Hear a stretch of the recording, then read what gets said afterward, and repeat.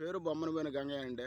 రెండో వర్షం మందులు వేసి ఆ గులకలో బెమ్మానంగా నా ఊరి బెమ్మానంగా ఉందండి. 3 కట్టలు వేసాం మొత్తం. సిరిమల సుబ్బారావు గారు ఇచ్చారు. ఎన్ని కేజీలు గుళికలు ఇచ్చిన? 25 కేజీలు ఇచ్చారండి. బాగా బెమ్మానంగా ఉంది. పక్కన చేనికి నీ చేనికి తేడా ఏంది? తేడా బెమ్మానంగా ఉందండి. దుబ్బు బాగా కట్టింది. వాళ్ళు ఎన్ని రోజులు గ్యాప్లో వేసాను? నీకు ఊరికి వాళ్ళ ఊరికి ఎన్ని రోజులు తేడా ఉంది? ఒక్కరోజు తేడా ఉందండి. వాళ్ళ ఊరు ఎట్టుంది?